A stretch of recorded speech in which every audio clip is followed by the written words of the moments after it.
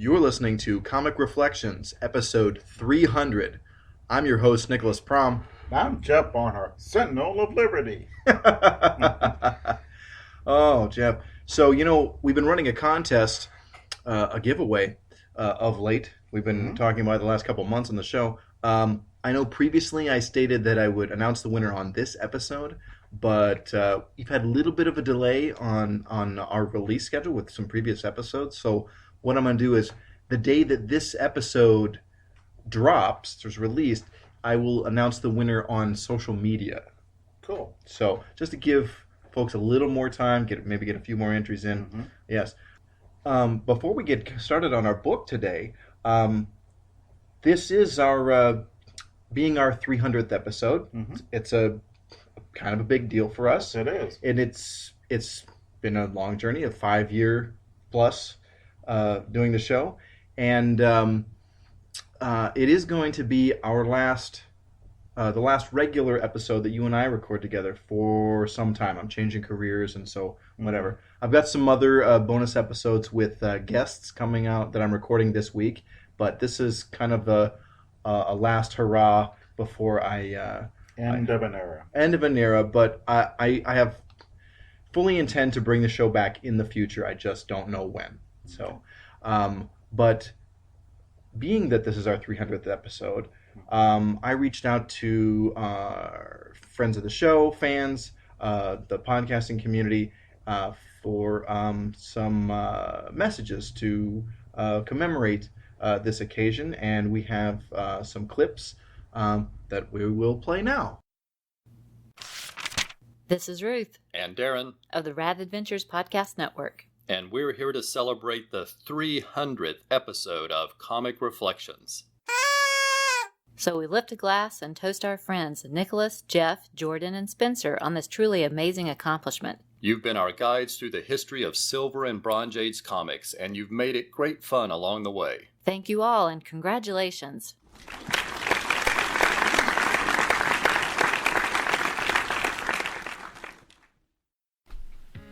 Nick Prom, Comic Reflections. NickProm.com. 300 years old. 300 years of Comic Reflections. I didn't know Nick was a vampire. It feels like he's a vampire because he only talks about old comics. He's just doing like one book. Well, I heard he has that one comic in his attic, and he just has a cloak over it. Oh, because so that's how he just stays. That's how he stays young. Actual age. Yeah. So 300 years. He did an episode a year. Yeah. Right. I know. He's on issue 300 of Spider-Man.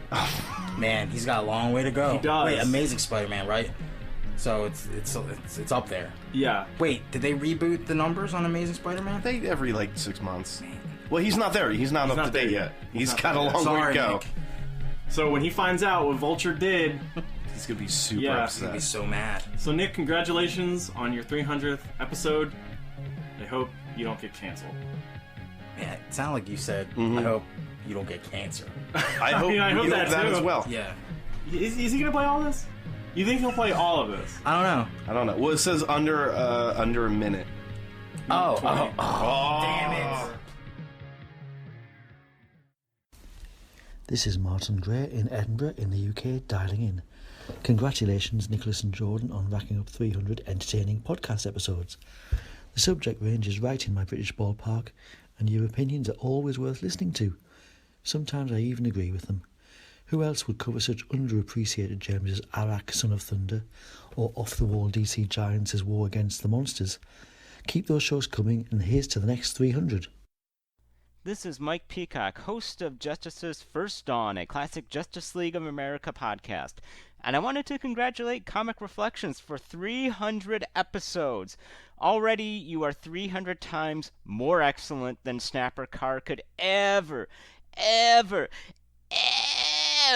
wish to be. Thank you again for 300 episodes worth of entertainment, Comic Reflections. Nicholas, well, and your various and miscellaneous backup singers, Professor Allen here from the Relatively Geeky Podcast Network and Dorkness to Light. Congratulations on reaching episode 300. That is quite an accomplishment. I used to think that my Quarter Bin podcast reaching 100 episodes was an accomplishment, something to be proud of. Nicholas, I even had you on that episode. That's how excited I was, at the time.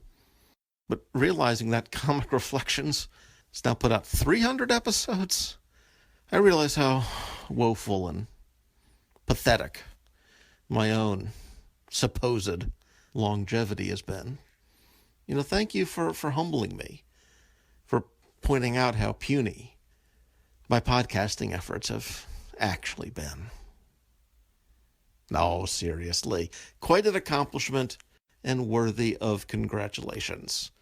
I hope you keep podcasting to whatever extent your schedule allows. Great job on the show. Keep up the great work.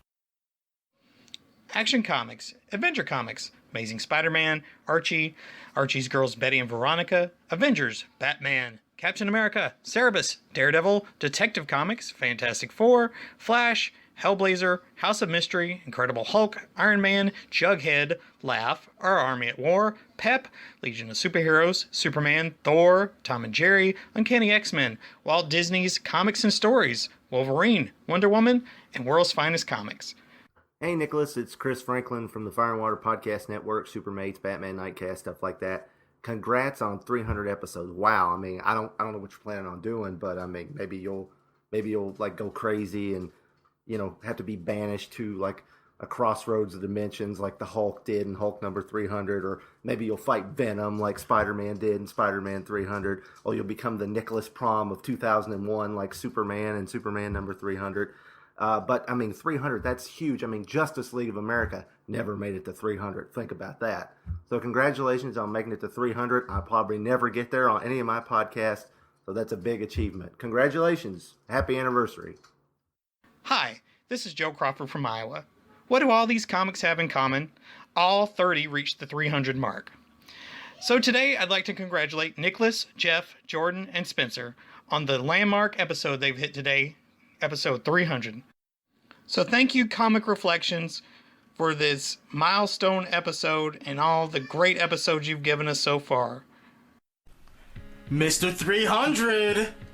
Oh, big balls! He hit all those home runs, Mr. 300, Bernie Mac. Yeah, Mr. 300, Bernie Mac, host of Comic Reflections. He loves those. Did you just say yeehaw? Yeehaw. Yeehaw. He loves those. Yeehaw. 300 years, 300 comics, 300 reflections. He hit 300 dingers. Dingers that somehow formulated. That's Devin's favorite episode. That's Devin's favorite mascot. Yeah, it's great. Dinger. Anti-fanboy says congratulations, and here's the 300 more. Yes, Bernie Mac. 300 more Bernie Macs. I hope you don't get cancer. It's a fair wish. Rest in peace, George Romero. Hey, it's Image Norris from the Raconteur Roundtable, and beside me in his free t-shirt, James Boyachuk, her co-host, and we're here for a very special reason. Yes, we're here to congratulate Comic Reflections on their 300th episode. Congratulations, guys, on hitting this fantastic milestone, and here's the 300 more. Congratulations! Congratulations! Hello, this is Ryan Daly from the Fire and Water Podcast Network, extending a huge congratulations to Nicholas, Jeff, and Spencer. Wow. Just wow. 300 episodes. I've done a lot of podcasts in what feels like a short amount of time, but 300 episodes is extraordinary. It's hard to even fathom that much. Your coverage of Silver and Bronze Age comics, from classic Iron Man to Green Lantern, Astonishing Tales to Jimmy Olsen, the stories that you've reviewed, the topics you've discussed, the sheer volume of coverage. When Comic Reflections ends, it will leave a pretty substantial void in comic book podcasting. So, once again, congratulations, Comic Reflections, on 300 episodes. Wow. This is Siskoid from the Fire and Water Podcast Network, wishing Comic Reflections a happy 300-year anniversary. What? 300 episodes? How long did that take? Not 300 years? Oh, well, I guess that makes sense. Did they have podcasting in the Renaissance? Did you see how tall that Persian was? It's like 100,000. No, that's only. There's a lot of Persians he had to kill to make each episode. No Persians have been harmed in the making of this. No, you can't put that on there. He slaughtered so many innocent Persians. At the end of every episode, he slaughters one Persian. You see all those ninja Persians he just murdered? Ninja? Yeah. Because, doesn't matter. Congratulations. 300 episodes, Nick. I hope you don't get cancer. Like John McCain. Jesus. Those too real. Hey all, Jesse Starcher here from the Source Material Comics podcast. So, Comic Reflections is reaching episode 300. From one podcaster to another, 300 episodes of a show is quite the milestone to reach. Because of your dedication, you've kept me company these past few years, bringing me some great suggestions for stories and creators I most likely would never have thought of picking up and reading. By keeping Comic Reflections in rotation, I was able to learn about the comics of yesteryear, and it has also educated me regarding the history and the industry of the comic book medium. I always enjoy the tremendous content you give us. I hope that for Jeff's sake, Snapper Carr sends his regards, and let Spencer know that Sean Roof is the absolute worst. Okay, no he's not. And to Nicholas Prom, thanks again for making Comic Reflections. In a day and age where there are a proliferation of podcasts to choose from, Comic Reflections is one of the few podcasts that make my list. Kudos to you. Mr. 300! Mr. 300! Mr. 300! How you making so many episodes? There's so many, there's only one of you. Hey, Nick, welcome to the 300 Club. Oh, the big 300! Godfather. Anti-fanboy says spaghetti, spaghettios, and Pischetti. I hope your first podcast is a masculine one. I would like to recap every episode of Comic Reflections. We don't have time. On the first episode, Nick talked about the old comic. I never listened to that episode. He talks about the foxing of the edges of old comics a lot. Those foxes. Oh, look how They brown always these eat the comics corners get. of the comics. Congrats. I hope you don't get cancer. It's a fair wish. Like the guy from Spartacus. Not real enough. Rest in peace, Paul Walker. Hey, this is Robert Ironsky Jr., formerly from the TVCU podcast, currently host of Random Fandom. I've been meaning to say this for 300 episodes now. In your very first episode, you complained that they made Submariner a mutant, and he's always been a mutant. He's always been a mutant. You guys messed that one up. Yeah, he's half Atlantean. That's not a mutation. But those wings on his ankles that allow him to fly, that's his mutation. So he is Marvel's first mutant. Though technically Apocalypse is Marvel's first mutant. But in print, Submariner is Marvel's first mutant. And he's always been Marvel's first mutant. Alright. Other than that, 299 great episodes. No, you guys are awesome.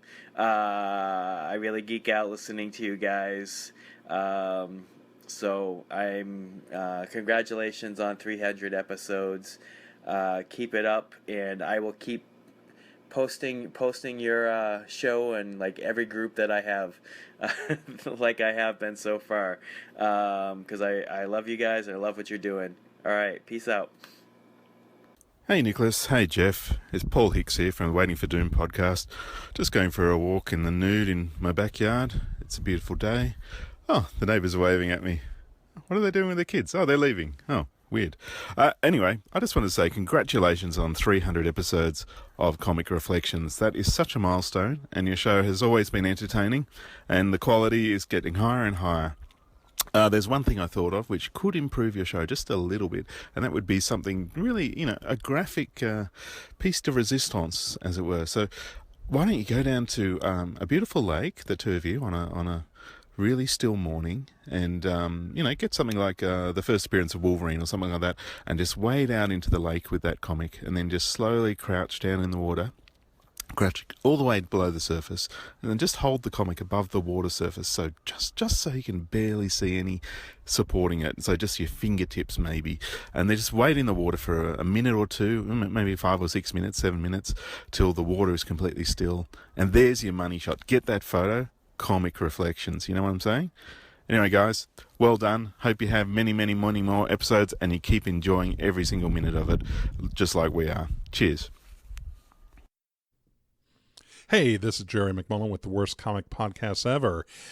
Comic Reflections is the bomb.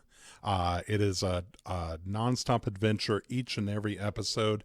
You don't know what's going to be coming up, but Nicholas and his crew have a lot of fun reading the old comics. And Nicholas and I have been, for the last almost a year now, trying to get out episodes of Marvel's Saga, and it is so much fun to work with Nicholas. Thank you so much for inviting me along on this journey as we look back at the Silver Age of Marvel Comics. But please listen to Comic Reflections, and if you got some spare time, come listen to Worst Comic Podcasts Ever. Thanks, Nicholas. Mr. 300! Oh, Mr. 300! How'd you do so many of those episodes? We heard you've had a podcast for the past 300 years. How are you still alive? You a ghost? Are you like the Stan Lee of podcasting? Oh, Stanley just sucks on the souls of dicks. Is this the blooper reel? It's the blooper reel. The bloopers! I hope you don't get cancer. You get it. Oh, if it was a blooper, I hope you do get it. Oh, single! Hey, this is John from the Worst Comic Podcast Ever, and just a big congratulations on episode number 300 to Nicholas Prom and everybody at Comic Reflections. We are very proud to be friends with y'all, and very proud to be associated in any way with such an amazing production that you guys put together. Comic Reflections is a great way for those of us that are comic fans to remember a lot of old issues that we loved and to get a chance to realize that there are folks out there who love it just as much as we do. Thanks a lot, Comic Reflections, and congratulations on number 300. Hi, this is Tim from Beatlemania, the Blue Beetle podcast. On behalf of everyone at Beatlemania, we want to wish Comic Reflections a happy tercentenary. Happy 300 episodes. Oh, that's rich. Oh, hello. I'm Juan Dejo. I'm just listening to my podcast, Super Podcasto Magnifico. We're friends with Comic Reflections. I just wanted to take a second away from half-assing our podcast to congratulate Comic Reflections on full-assing their podcast and getting up to 300 episodes. This is a great podcast for people who are just getting into comics and want to learn the history. They want to know more about the Silver and Bronze Age, which a lot of podcasts don't cover, and these guys do it great. It's even great for old-ass fans who can't remember half this stuff. I mean, these guys talk about Conan, and no one talks about Conan anymore. So congratulations on 300 episodes. Well done. And let's get some more Man-Thing in there. Mr. 300! You're doing all those dabs! Damn!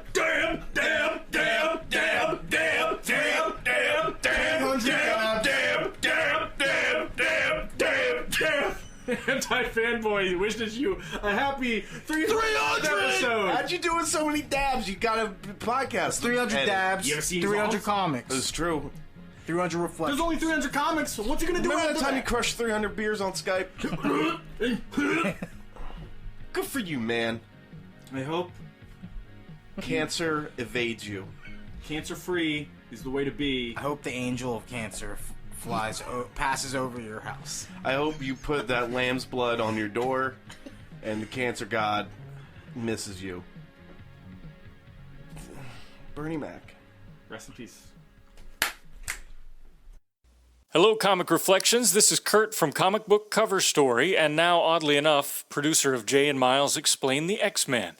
Congratulations on 300 episodes of Comic Reflections. Holy crap, that is a lot of talking about funny books. You know, Sean, Mark, and myself are narcissistically over the moon that we can provide some laughs at the expense of comic book history. But shows like Comic Reflections are the foundation of a really rich experience for the hardcore fan. You're kind of a special edition Blu-ray commentary track for the entire gold, silver, and bronze ages of comics. And if you keep that history alive, you keep alive the real fun that's inherent in the medium.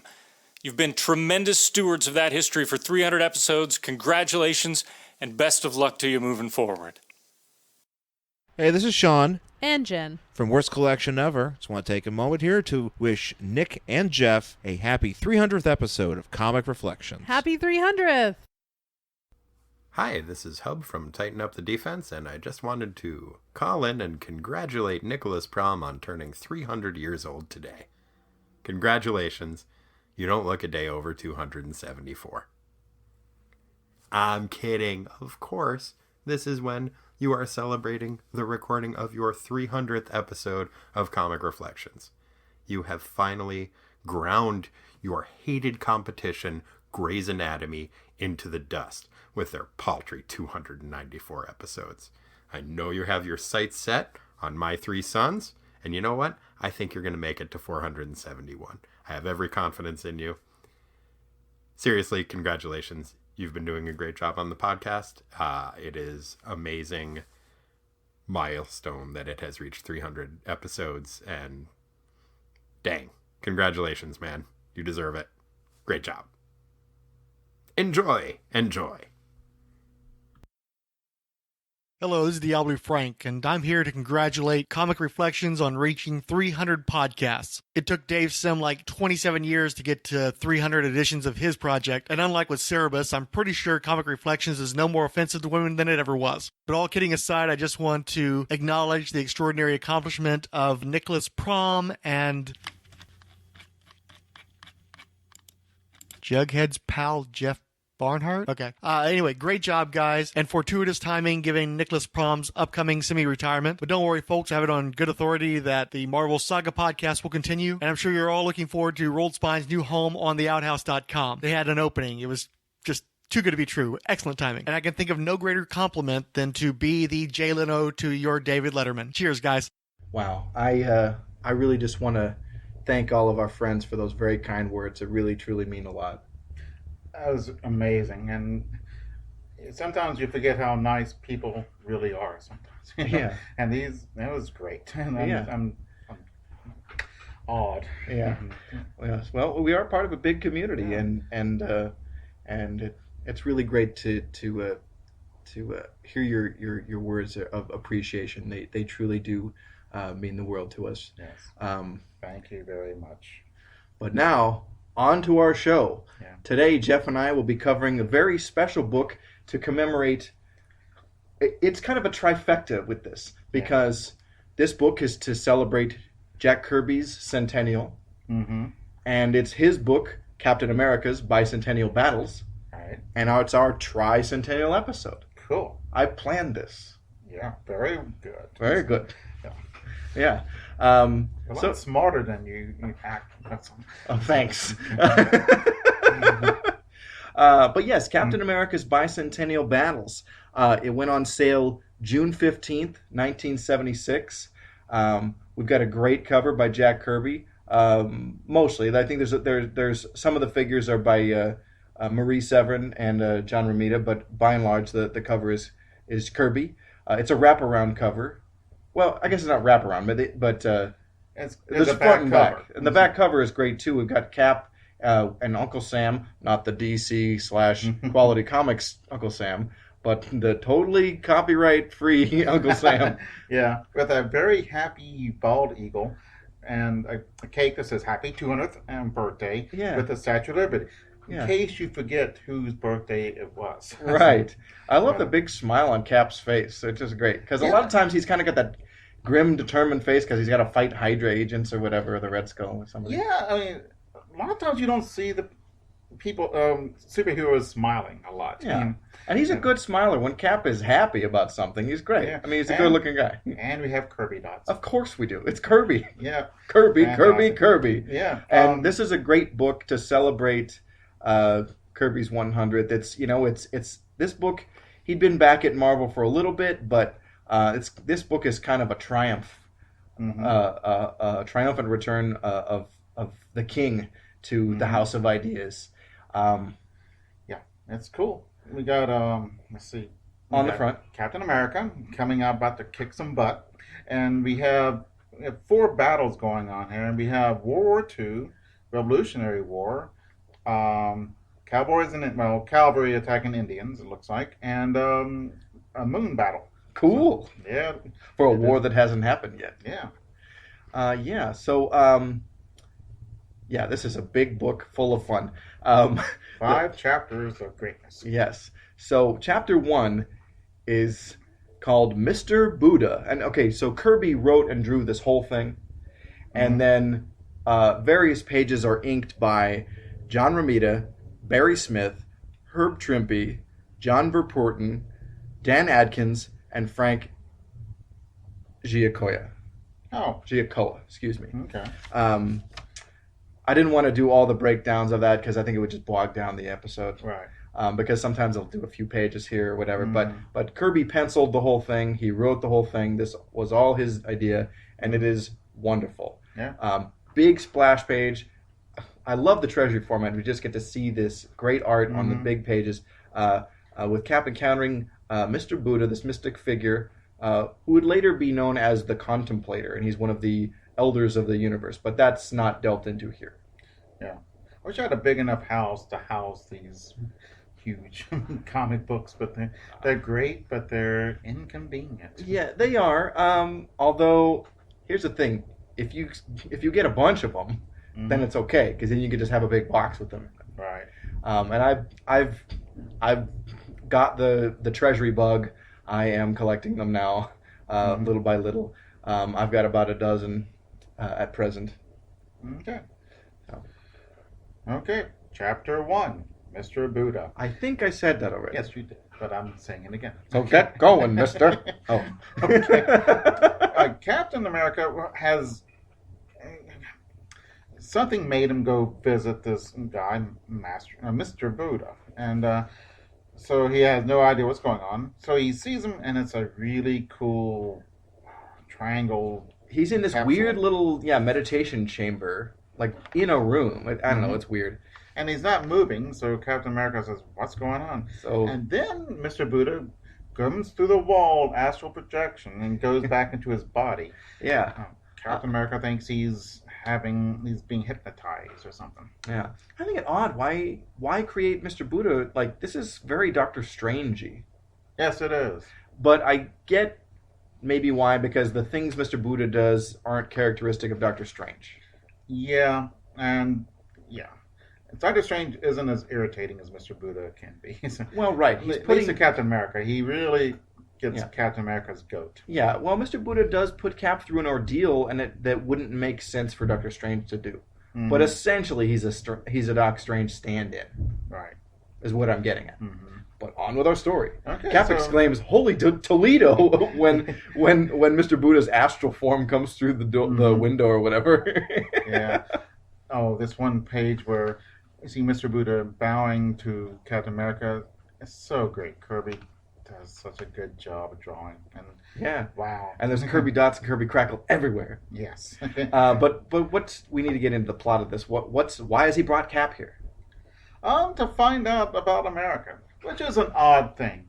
We're searching for America. What does America mean? This is an American trope. Americans do this. Other countries do not. They don't look, what does France mean? What does Belgium mean? No one does this, except for Americans. It is really odd and kind of unique. Yeah, I kind of appreciate the uniqueness, and I think, you know what, a lot of this issue does delve into a lot of our history and a lot of our troubled history. Mm-hmm. And I think that soul searching is warranted. Yeah. Because we have to be able to come to terms with those things.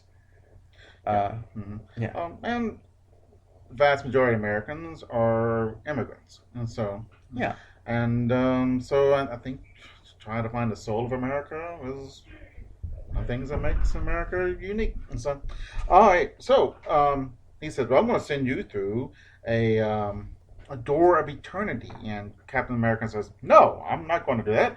So I'm going to walk away. And he walks away into a door of eternity.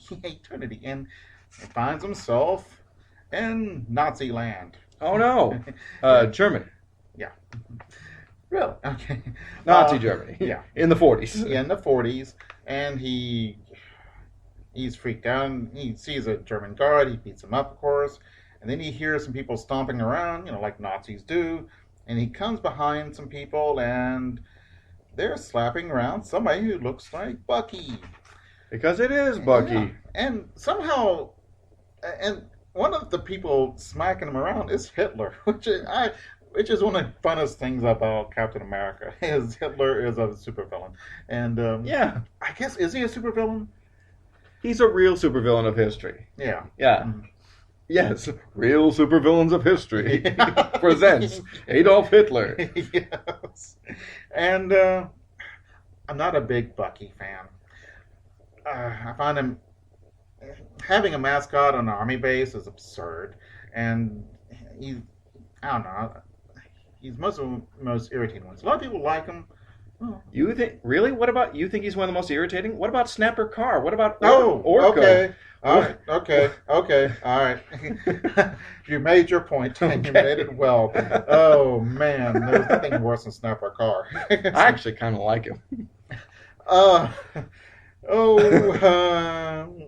He has an evil beauty. Wow. Yeah, I don't. Actually, yeah. He's based on that guy from that show Route 66. Which is cool. So yeah, so maybe not so bad. Yeah, okay. But okay, so Hitler gets mad, and here's a Red Skull. Yeah, hiding behind the door. Yeah, and he's gonna smack him, but of course Captain America smacks him first, and here's a big fight going on. And Cap smashes a Luger with the shield. Mm-hmm. He grabs by throwing it. He grabs Hitler, and one of the guards says, "Hey, let go of Hitler." So he smashes their faces together. Yeah, he makes them kiss with a crotch. Yeah. Wow.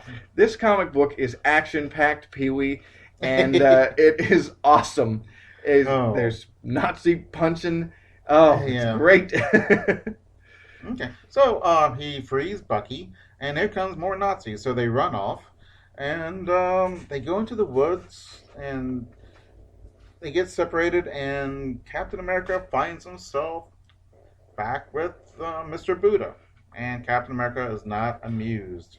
Yeah, again, but he goes through a Kirby crackly portal, which is awesome. Mm-hmm. And so what's the conversation this time with Mr. Buddha? Then he tells him, "Then go and broaden your knowledge. In the process of seeing all, you will see yourself." Yeah. So they shake hands, and Mr. Buddha presses this thing into his palm that's going to take Cap on a mystical journey. Yeah. He doses him, man. Yeah. Basically. Mm-hmm. Yeah. Oh, man. All right, so Captain America sees a Civil War kind of vignette, and nothing really happens there, but it looks really, really cool. Yeah. And so he walks on. Yeah. And comes to another place entirely. He comes to Chapter 2, yeah, The Lost Superhero. Yeah, this is what happens. Something happens, then it's next chapter. Yeah. Captain America. Yeah, so gets in a taxi cab, and they're talking about, "Hey, you're Captain America. What great! This is great." And then Captain America notices a thing in his hand. Yeah. It's a circle with a triangle in there, in the middle of it. Yeah. What did they call this thing? I forgot. No, he calls it Tricky Little Devil. No. Right, no, he calls it. It glows an eerie light when it changes. So. Right, but Mr. Buddha called it something I forgot already. I have to. So. The MacGuffin. Yeah. And the cab driver disappears. The cab turns into a coach, and he gets out, and then he's in revolutionary colonial America. Yeah, because when he steps out of the cab, it becomes a carriage, like a stagecoach. Yeah. And the folks in colonial America are kind of befuddled by his getup. Yeah, that would be the problem, Yeah. And so not exactly inconspicuous. So they're in Philadelphia, so they send him to that old Philadelphian philanderer, Benjamin Franklin. Yeah. Yeah, who's one of the coolest American characters ever. Yeah. And I'm a fan. Yeah.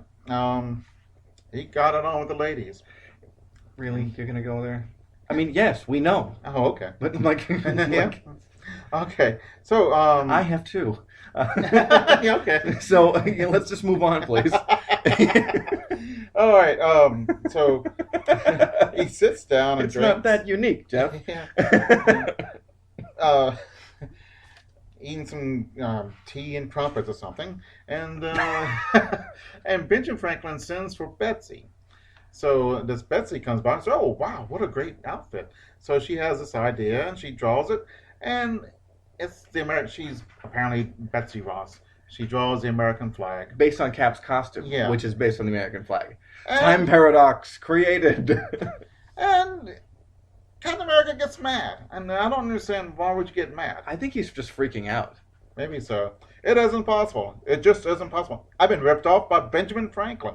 It's just one of the greatest lines ever. Well, and it's so crazy. It's like, Cap, you've seen other worlds. You've traveled time before, Yeah. I'm sure. Right. You know, like, well, why is this so impossible? Yeah. But, And why do you care? I guess. right. Like, I would, like, inner monologue thinking, like, wow. Yeah. Who'd have thunk it? Yeah, And just move on. Yes. You know? Yeah. Okay, so, oh man, someone says, "Careful, Randolph, he may be mad from the pox." Okay, so he runs to this wall, and he says, "Oh, I gotta calm down. Get me out of this place, Master Buddha." And Mr. Buddha, I want to call him Master. Well, stop. Master Po, right? Is that from Kung Fu? Oh, maybe. Yeah. I barely remember that show, dude, so. Okay.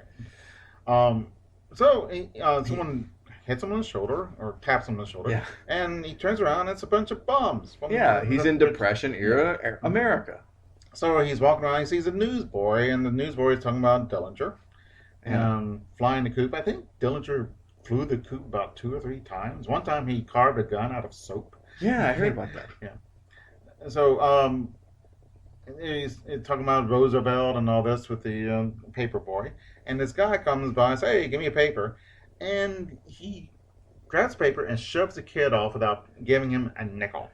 And this ticks off Captain America, and he just tears the door open, and with the guy's head still through the window. Yeah. Oh, he tears it off the car, and he Yes. kicks the crap out of these guys. They open fire on him.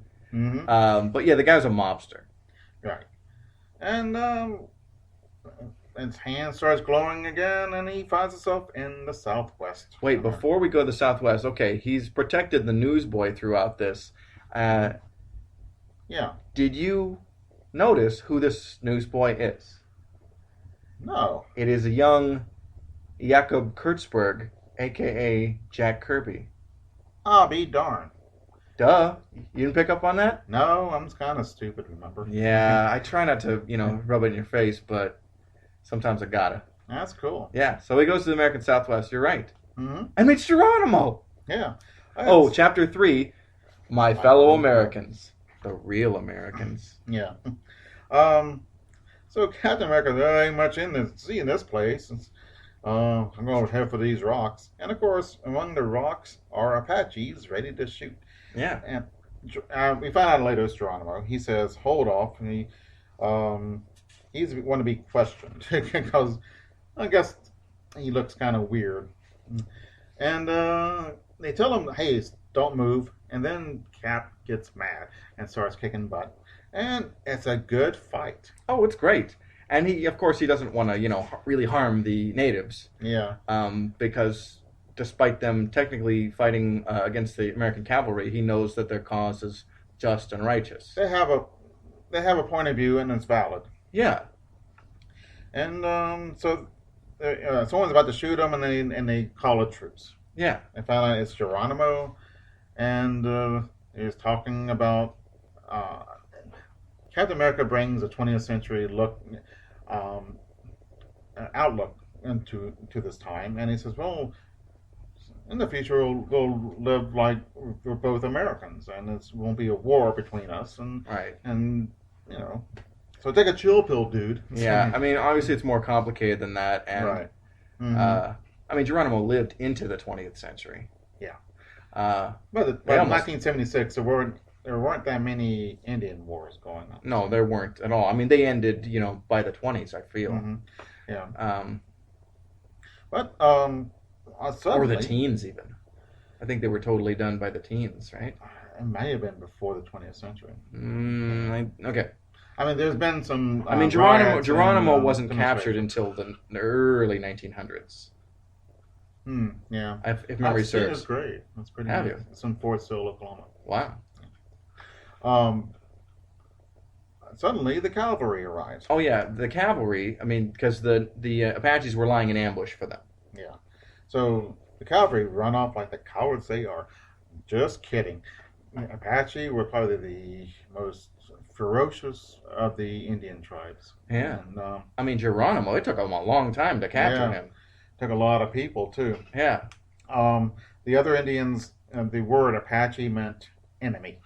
Wow. And someone said, some old cowpoke said, well, you don't think that the Apaches know right from wrong. Just try wronging one.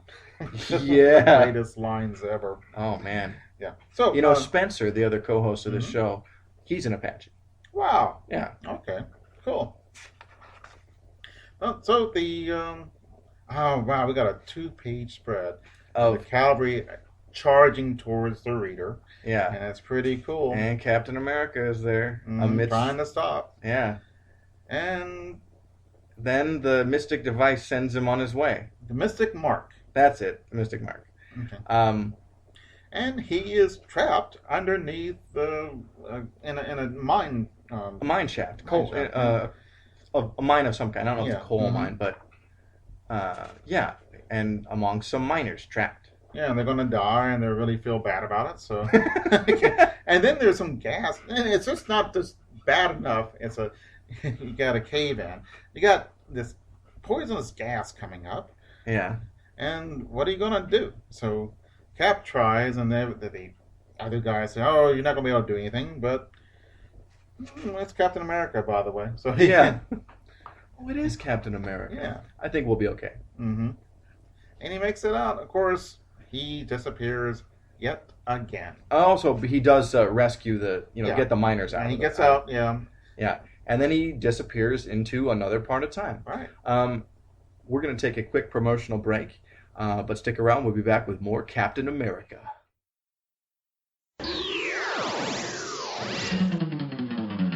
Aquaman and Firestorm fighting crime together. Soak 'em down or burn 'em up. No one does it better. Whenever you find trouble, they'll always be there to catch them in a bubble or even torch their hair. They stand for truth and justice in sea, on land, and air. Firestorm and Aquaman, they make a super pair. The Fire and Water Podcast, celebrating Aquaman, King of the Seven Seas, and Firestorm, the Nuclear Man. Available weekly on Aquaman Shrine, Firestorm Fan, and on iTunes and Stitcher. I'm one of your hosts, the Irredeemable Shag, here to talk about Firestorm. Along with me is my co-host Rob Kelly, here to talk about some guy that talks to fish. Really? You're going to pull this crap during the promo? Bad enough I have to put up with your shenanigans every week, but... Stop and listen! Stop and listen to me! Listen! Listen! Listen to me! They're not human! Everyone! They're here already! You're next! November 4th, 1988. Earth is invaded by an alien alliance composed of several species, including the Dominators, the Kuns, the Tanagarians, and the Durlans. And they want our superheroes. Even though Australia has been decimated, the United Nations response is unequivocal. Drop dead. First Strike, the Invasion podcast, takes you back to that moment in time and covers the entire Invasion DC Comics crossover, issue by issue, tie-in by tie-in. Join Bass and Siskoid at fireandwaterpodcast.com or on iTunes. First Strike, the Invasion podcast, a proud member of the Fire and Water Podcast Network. Remember, Albert.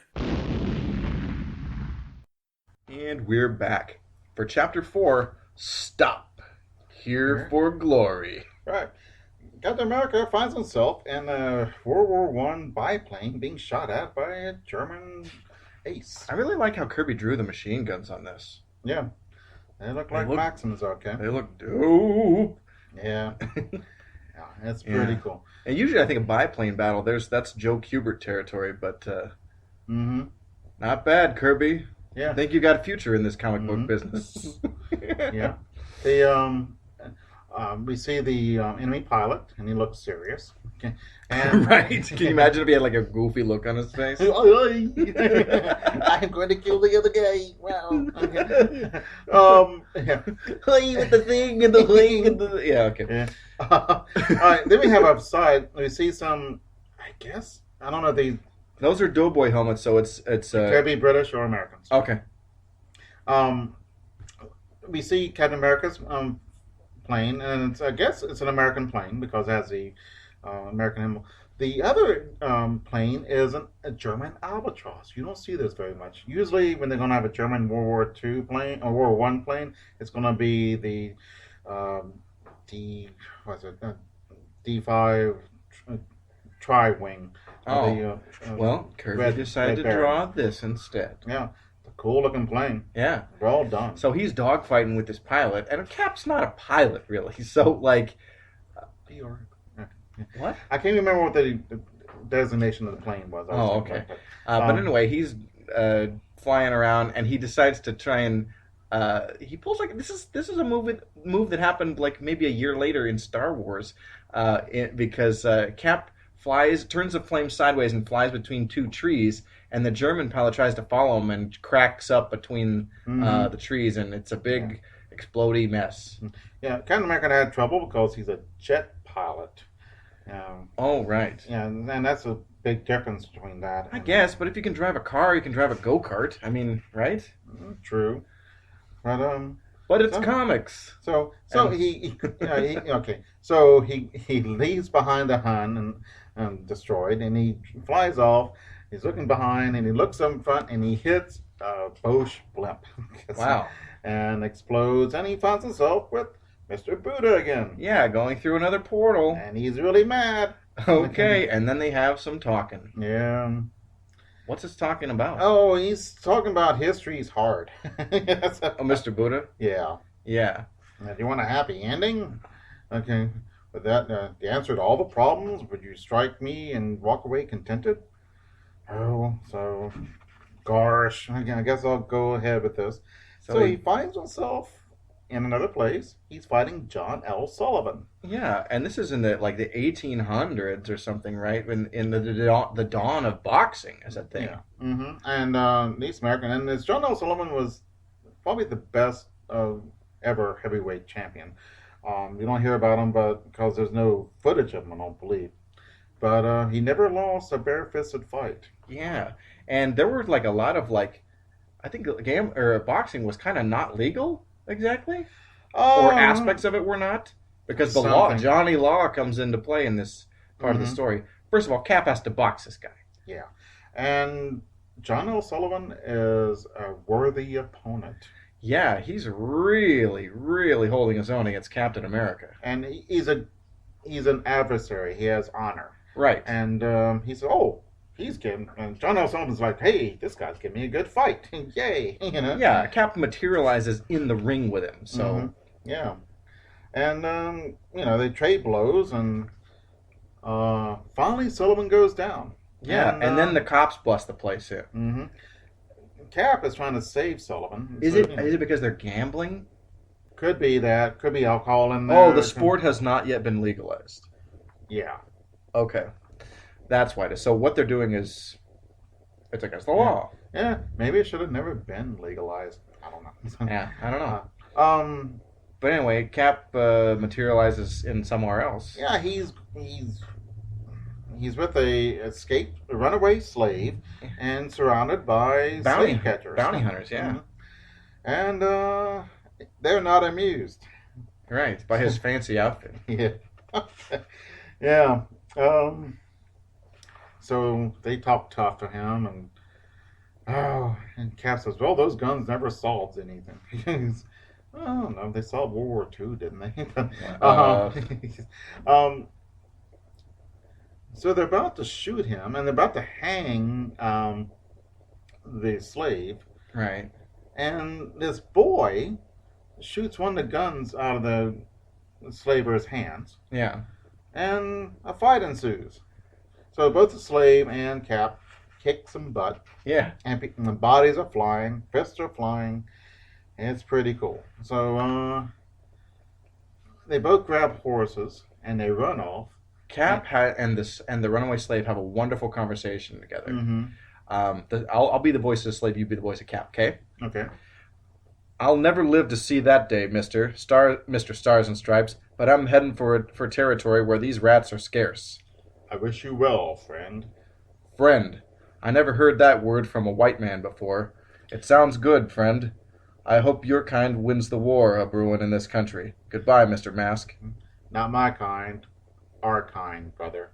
I love it. There was a little bit of dialogue that I left out before, but Cap had said, one day things will be different. You'll both learn to talk instead of fight. Mm-hmm. I dig it.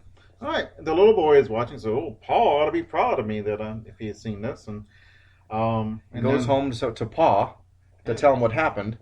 Right. And Pa is John Brown, who is, let's say, a controversial figure in American history. Yeah, he was right, but he was crazy at the same time. Yeah, I mean, morally right on the position of as being an abolitionist and about the issue of slavery, but he was a terrorist and a murderer. Yeah, and those facts are incontrovertible. Mm-hmm. Yeah, the other side of that time was not nice either. Right, and I'm not trying to whitewash that at all. Okay, no. He was morally right, but yeah, it's messy. John Brown is messy. Yeah. But on to the rest of our story, please.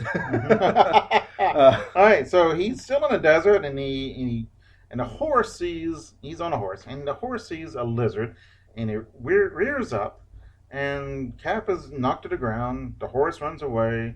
Cap gets up and sees an army jeep. Yeah. And the army guys know him, of course. Hey, Captain America, right. What are you doing here? Yeah, we didn't know you were coming. And they said, well, this is top secret, but you're Captain America. So okay, I guess you got clearance. Mm-hmm. Because they figured he must have been invited, and they just nobody told them or whatever. Mm-hmm. Yeah, and so they're saying, hey, welcome to Alamogordo, which is where the first atomic bomb was ignited. Yeah. Oh boy. So they put on the special goggles, and the bomb goes off. Holy crap. Yeah. And it's a cool Kirby dot bomb explosion. It was cool. I want Kirby to draw all atomic explosions. Yeah, I do too. Yeah. And wow. Kirby disappears. Oh, not Kirby, excuse me. Captain America. Disappears from this conflagration to another conflagration in Chicago, 1871. It's the Great Chicago Fire. Mm-hmm. Which people say was started by a cow that kicked a lantern over. Yeah, but that's I think, not true. Yeah, and it says that here, but I'm like, it sounds like an old wives' tale. O'Leary's cow, I think. I think it's kind of anti-Irish sentiment or something. Ah, okay, very, very well, not very good, but very bad actually. Mm-hmm. Yeah. So we have a cool scene, full page, of a horse-drawn fire engine. Yeah, that's crazy. Yeah, and just city not burning up. And Cap sees this guy, hey, everything I own is in that building. And so he's rushing back into the burning building. Yeah. I mean, the building is gone. I mean, and Cap stops him and is like, you still have your life, mister. Yeah. And it crashes down on him. And yeah, so and Cap, uses his mighty shield. Yeah. And saves him. So they run off, and we see this mass humanity going across the river. Somebody is drowning. Cap jumps in, and of course, we find ourselves somewhere else. Or he does, anyway. Yeah. He's in the ocean fighting a shark. Yeah. It's rad. Mm-hmm. Now, this came out in June of 1976. Mm-hmm. I think that was the summer that Jaws came out.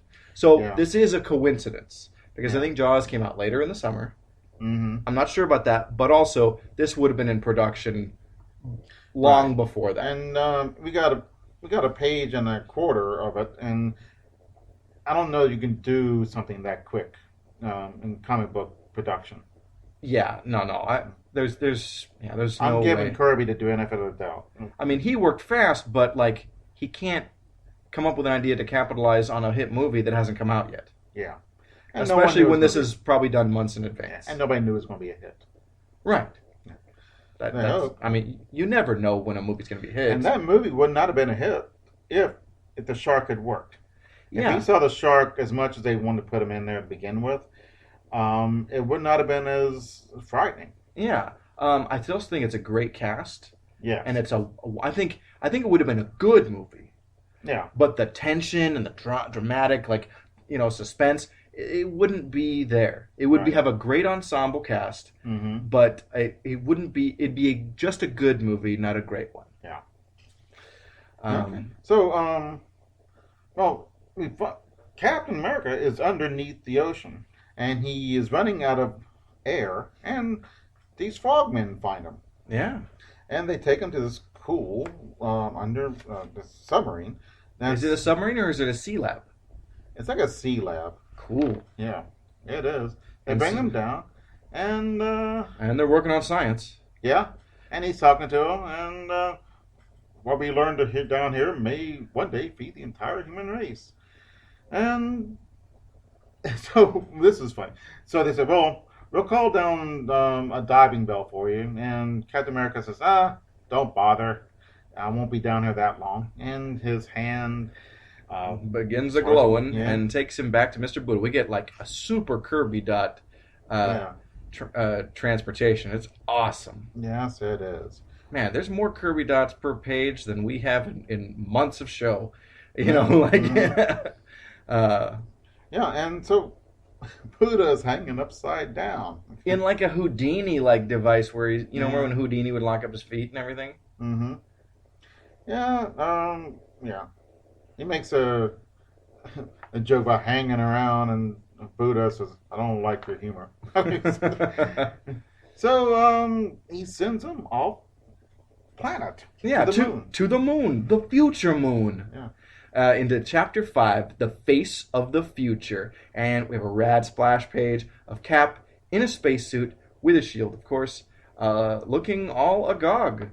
Yeah. At being on the moon. Yeah, and there's a war going on, and it's cool. A moon war. I would like to see a whole series on this, because this is interesting. This is so rad. Oh, man, there's an amazing moon vehicle where we don't know which army is which, the Earth Army or the whomever, but these guys are flying on this crazy craft and shooting at each other. It's awesome, man. That's a problem in comics and movies and in real life, is telling the sides from each other. And this is I think they're left ambiguous on purpose in this story. Mm-hmm. Yeah, but it is a problem. How do you know which is a good guy, which is a bad guy, or Yeah. And I just love this scene. You see Captain America just standing there, and it is so cool in his space outfit. Yeah, it's great. Yeah. Now he goes into a destroyed moon. What is this vehicle? I think of some kind. Yeah, moon vehicle. Okay, I'll just call it that. Okay. And he goes in there and he looks through this porthole, and we have 8 little panels of it changing into an old-timey hand-cranked camera. Yeah, and so now he's back in the golden age of Hollywood. Yeah, messing with he messed a scene up. Yeah. And so they kick him out, and he's walking around, and you see all kinds of people in costumes. So he's on a Hollywood studio lot. Mm-hmm. And this Hollywood big shot sees him and says, "Hey, you'll be great for a movie." So he convinces his boss to use him, and he brings him over, and it's some huge musical, and it's cool. It's some big Busby Berkeley production number, and it's really cool. Yeah, these girls with airplane engines on them floating around on wires, and all these gals in major red outfits and different stuff. Mm-hmm. This is great. Yeah. Yeah, I mean, you can see. I mean, it reminds me of the movie. I think did you ever see the movie Gold Diggers of 1939? Yes. Great picture. Mm-hmm. This is that kind of production number. Yeah, and they're loads of fun. Yeah. Oh no, and I love that era. Yeah. If I was gonna watch a musical, that's the kind I want. Give me a 1930s musical. Right. Yeah. I mean, we see hundreds of individual faces of these girls. Yeah, Kirby draws a lot of people on these couple of panels. Mm-hmm. Oh my God, it's Wonder Woman. But it's not. I mean, it's not, but it's very close. Yeah, I think it's a wink thing. Yeah. So obviously, I mean, it's not. Yeah. And also, it predates those characters because nobody recognizes Captain America because it's Right. the 30s. Yeah. Mm-hmm. So, Captain America doesn't like this at all. Sort of, you yeah, know. he wears a spangly outfit, but he does not like the razzle dazzle. Yeah, I wouldn't mind being surrounded by dancing girls like this, but Yeah, I guess Captain America. Cap's kind of square. Yeah. Okay. Yeah. I love him, but he's kind of square. Mm-hmm. Yeah, it's cool. So Captain America says stop, cut, and he finds himself back with Mr. Buddha again. Yeah, that was a weird scene. Yeah, it was. I'm not sure. Well, showing that, you know, the Hollywood version of America, but then Hollywood is America. Films are America. Oh, yeah. And We invented it. We really made. Oh, French had some to do with it. I understand, but we've done, I think, so much with movies. You know, the world watches American movies. Right. Okay? Not everyone watches French movies or Bollywood movies. Yeah. Okay? Some people do. Yeah, but I have. But American films are universally watched. Right. And we showed the world how to do them. Yeah. And not to say there's not a lot of great stuff coming out of everywhere else. Correct. There's a lot of foreign films that I've enjoyed greatly. I will say, I think the whole point of all of these vignettes was to show a cross-section of the American experience through time and class. Does that make sense? Mm-hmm. Yeah. But he says, there's nothing more American than a movie. I guess so. Yeah. It's kind of true. Okay. So, Cap and Mr. Buddha take a little trip together. Yeah. As psychic talisman. It's called about 8 different things in here. It's fine. And they go to this old farm and they listen to old folk music. Yeah. It's great. That's a big piece of Americana there. Yeah. And Cap said, hey, I'd like to stick around here. I said, no, we got to go somewhere else. So now we go to the ghetto and there's young African Americans studying really hard. Which is good. Yeah. I mean, everyone should study hard. Mm-hmm. Never stop learning, folks. Yeah. Okay. Indeed, I try not to. So, in a halo of Kirby dots, Mr. Buddha leaves. And Cap finds himself deposited in the present time in a nondescript kind of a suburban neighborhood, surrounded by kids. And they're like, hey, it's Captain America. And Cap visits with the kids, and it's really heartwarming and stuff. Yeah. Not 2 pages of one panel. That's really cool. Yeah. Sum up this wrap up because it's really kind of beautiful. Yeah. It's got all kids from everywhere and all races and all that, and it's pretty cool. And they're talking about their dreams. Yeah. And they teach Captain America that America is a place that people can hope and dream the chance of making life meaningful. Yeah, and that these kids can be anything. The possibilities are endless, and I think that's really the beauty of the American dream. Yeah, it's pretty heartwarming stuff. Mm-hmm. Yeah, it is. It's very nice. Yeah. So as some bonus material, we've got several pages of these cool Captain America pinups. One imagines Captain America from the colonial era. Yeah, and here's Red Skull in a British Grenadier's outfit, and he's got a grenade, which is cool. And they did throw grenades because the Grenadiers. There's a guy with the pointy hats, and like a steeple or something on top of their heads, which made them look bigger, but they're big guys anyway. That's why they were chosen to be Grenadiers, and they throw grenades. Yeah. Then there's a cowboy era, rootin' tootin' Western Captain America. Mm-hmm. And my friend Al Bigley just did a cosplay of this. Al is a comic book artist, and he goes and he dresses up, as superheroes and stuff, and like visits kids and goes to conventions and stuff. Cool. Great guy. But he did a cosplay of this Captain America, and it turned out really cool. Wow. Yeah. Okay. Did anybody understand?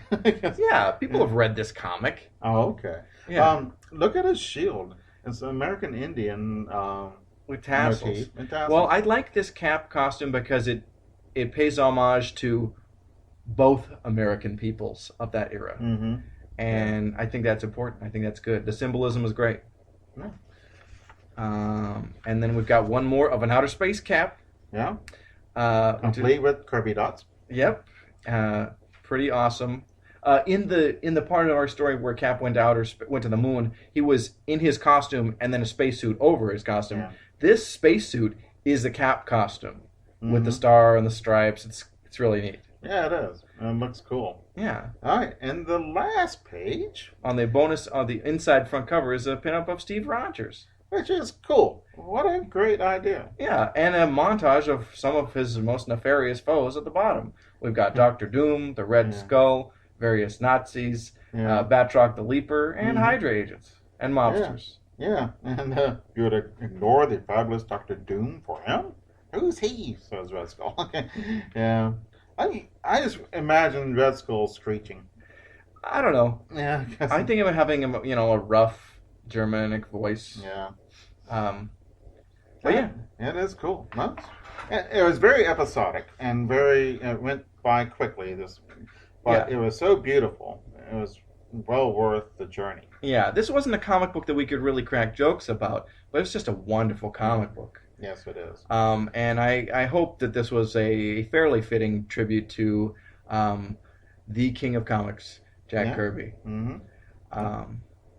And let me say, I would like to thank you for taking me on this journey. And I have a face for radio and a voice for mime, and I hope I haven't bored and bothered too many of your listeners. But I appreciate the listeners, and I appreciate you for letting me come along. Well, Jeff, I appreciate you allowing me to rope you into this for all these years, and we'll come back. Okay. We will. Folks, Comic Reflections is recorded in Portland, Oregon, and produced by Sean Roof. Until next time. We'll see you in the funny pages.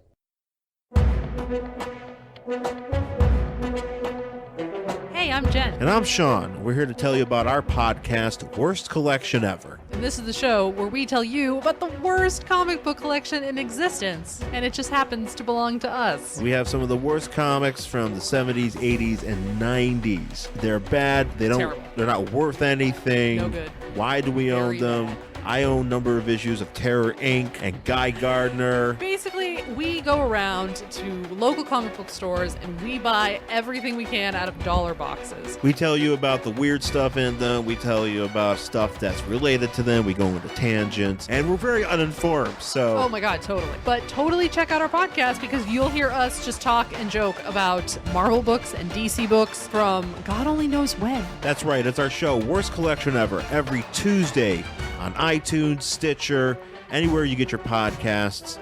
Download, rate, subscribe, tell a friend. It'll be good and terrible, but good.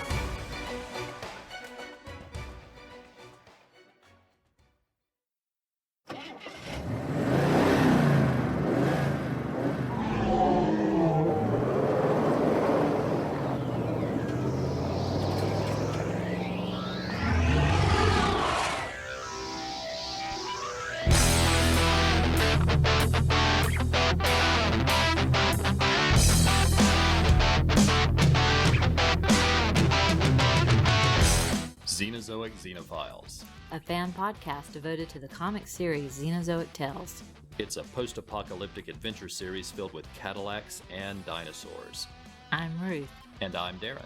We hope you'll join us as we discuss the stories, characters, and art in this excellent comic series from creator, writer, and artist Mark Schultz. Xenozoic Xenophiles is available at podbean.com and on iTunes and Stitcher. And find us at xenozoicxenophiles.com.